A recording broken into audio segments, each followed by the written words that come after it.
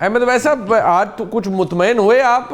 عدالت نے سماعت کے لیے 11 مارچ کا دن دیا ہے 190 ملین پاؤنڈ کیس کے اندر جو سزا معطلی کا معاملہ ہے، اس سے آپ کی امیدیں جاگ گئی ہیں یا آپ کے خدشات ابھی بھی ادھر ہی ہیں؟ نہیں، اب تو کہتے ہیں نا کہ کفر ٹوٹا خدا خدا کر کے. اب بتائیے 1 سال کے بعد آپ بھی ماشاءاللہ بیرسٹر ہیں، پریکٹسنگ لائر رہے ہیں اور سمجھتے ہیں تمام اونچ نیچ کو، سیاست کی اور وکالت کی بھی. آپ بتائیے کہ کرمنل اپیل کے اندر سسپینشن آف سینٹنس کی درخواست اسی لیے ہوتی ہے کہ فوراً اس کی سماعت ہو جائے. جی ہاں نہ ہو جائے، اگر ڈسمس ہو جائے تو اوپر چلے جائیں گے اور وٹ ایور اٹ از. لیکن یہاں 1 سال گزر گیا، اس کی وہ درخواست نہیں لگنے دے رہے. آپ اندازہ لگائیے یہاں سے کہ رول آف لا کس بری طریقے سے ہٹ ہوا ہے پاکستان کے اندر.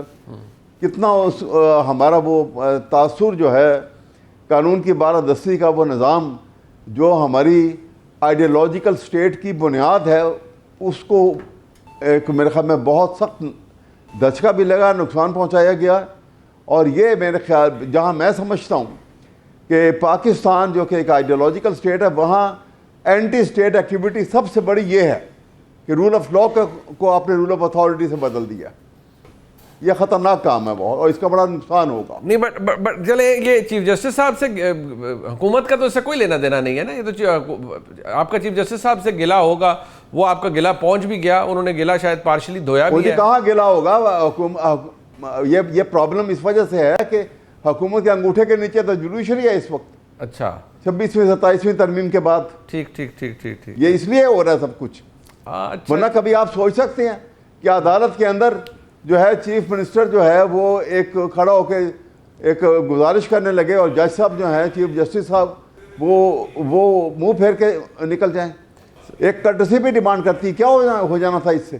سر وہ کہتے ہیں اتنی بیشنگ کی ہے جج صاحب کی، تو وہ آپ آگے سے کیا وہ اسلام کا جواب دیں؟ وہ ان کو، وہ بھی انسان ہی ہے، ان کا بھی دل ہے. کوئی بیشنگ نہیں ہوئی، ایسے کر رہے ہیں. اچھا کچھ بھی نہیں. بیشنگ کی تھی تو وہ چلے کنٹمپٹ ایشو کر سکتے. میں وزیر مملکت برائے اصلی قانون جو ہے اس کے حوالے سے، جو پاکستان کا قانون ہے اس کے حوالے سے بیرسٹر عقیل ملک صاحب سے پوچھ لیتا ہوں. ملک صاحب، آپ نے آئین کے اندر 2 ترامیم کر دی اور انگوٹھے کے نیچے ہے عدلیہ آپ کے، بقول احمد اویس صاحب کے. چلیں آج کوئی پھر آپ نے تبسم فرمایا یا یہاں سے بھی ہوا، 11 مارچ کی ڈیٹ ہو گئی. اب اللہ کرے اس دن پروسیکیوٹر صاحب آ جائیں، اللہ کرے اس دن بینچ بیٹھ جائے اور یہ نہ ہو کوئی اعتکاف میں نہ بیٹھا ہوا ہو یا کوئی عمرے کی سعادت کے لیے نہ چلا جائے. 11 مارچ کو سماعت ہو جائے خان صاحب کی، تاکہ یہ گلا تو دھلے. عقیل ملک صاحب. بسم اللہ الرحمن الرحیم. بہت بہت شکریہ منیب صاحب. رمضان المبارک کا بابرکت مہینہ ہے اور کچھ وجوہات آپ نے خود ہی بتا دیں. ظاہری بات ہے، لوگ اعتکاف بھی بیٹھتے ہیں، لوگ عمرے کی سعادت کے لیے بھی جاتے ہیں. لیکن جو آپ نے کہا کہ 11 تاریخ فکس ہوئی، دیکھیں اس میں حکومت کا تو کوئی لینا دینا نہیں. یہ تو ہولی سولی جو کام ہے رجسٹرار اور اسلام آباد ہائی کورٹ کی جو ایڈمنسٹریشن ہے اس کا کام ہے. اور آج انہوں نے ارلی ہیئرنگ کی درخواست، یہی تو ہم بار بار ان سے کہتے تھے ارلی ہیئرنگ کی درخواست دے دیں. ارلی ہیئرنگ فکس ہوئی اور ڈائریکشن ہو گئی 11 تاریخ کو جو ہے ان کا کیس فکس ہو گیا. اب وہاں پہ سنوائی ہوگی. ارلی ہیئرنگ بھی اگر دے دی اور سسپینشن آف سینٹنس کی یہ بات جب کی، ہم سارے ہی پریڈومننٹلی وکیل ہیں تینوں ایٹ لیسٹ، اور میں سمجھتا ہوں کہ نیائی صاحب بھی بالکل سمجھتے ہیں قانون کو بھی، آئین کو بھی، سارے معاملے کو. اور اپنی زندگی میں بھی انہوں نے کافی دیکھا ہوگا کہ کس طرح جو ہے کیسز. ان کے بیٹے بھی بیرسٹر ہیں. سسپینشن بالکل، ان کے بیٹے بھی بیرسٹر ہیں، ہمارے کالیگ ہیں. تو میں اسی لیے کہہ رہا ہوں کہ یہ تمام چیزوں کو دیکھتے ہوئے یہ تو نہیں ہو سکتا کہ کسی کی خواہش پہ کیس فکس کیا جائے، کسی کی فرمائش پہ کیس فکس کیا جائے. ہاں یہ ضرور ہے کہ بالکل کیسز جلدی فکس ہونے چاہیے، لیکن اس کے سر احمد اویس صاحب، سر بار بار آپ اس کا گلا نہ کریں. کوئی پتہ نہیں 11 کو سماعت بھی ہونی ہے یا نہیں. سر اس کے اوپر ذرا تھوڑا اتفاق نہیں ہو رہی. نہیں اس پہ میں پیش بندی تھوڑی سی منیب صاحب نہیں اس پہ بالکل میں گزارش ہی کروں گا کہ دیکھیں اس پہ یہ چیز نہیں کہنی چاہیے کہ سال بعد کیوں فکس ہوا ہے.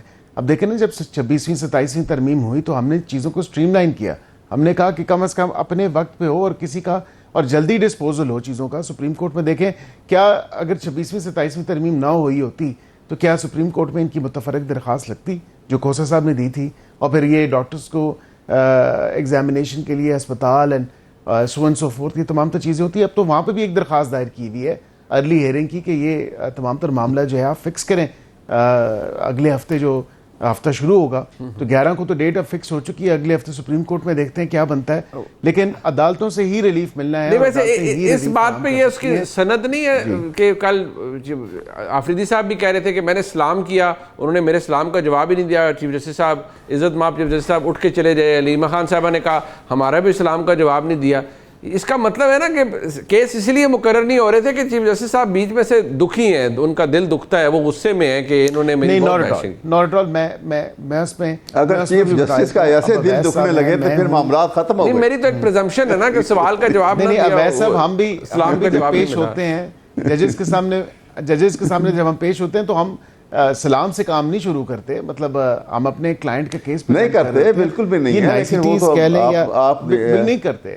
ہم دیکھیں نا, مطلب یہ تمام تر معاملہ صبح ارجنٹ پہ کیس لگاؤ تو پہلے سب سے پہلے یہ تو نہیں کہتے السلام علیکم جی, یہ وہ تو نہ ہوتا ہے نہ کوئی معاملہ ہوتا ہے, وہ تو فٹافٹ جو ہے. مطلب آپ جو چیف جسٹس صاحب کا سلام کا جواب نہ دینا ہے آپ سمجھتے ہیں it is not a problem at all, Afridi صاحب کو سلام کرنا نہیں چاہیے تھا. It's not a problem at all because court room کا کچھ ڈیکورم ہوتا ہے, کورٹ روم کے کچھ دیکھیں نا, آپ پرسنلی جا کے ان کو یہ تو نہیں کہہ سکتے السلام علیکم جی کیا حال ہے آپ کے, یہ تو نہیں چلے گا نا, وہاں پہ عدالت ہے, ٹھیک تھوڑی وہ ایسا معاملہ ہے. مطلب لیکن خدا کے لیے عدالت کے جو اپنی ضروریات وہ تو پوری کرے نا, اس کو نہیں, اس کا تعلق کوئی نہیں ہے نا. احمد اویس صاحب عقیل ملک صاحب سے, جناب احمد اویس صاحب وہ کہتے ہیں, ہمارے عقیل ملک صاحب کہتے ہیں میرے ہاتھ صاف ہیں, وہ قانون کے طور پہ صاف ہے, ویسے قانون کے ہاتھ لمبے ہوتے ہیں لیکن ان کے ہاتھ لمبے ہونے کے ساتھ ساتھ صاف بھی ہیں.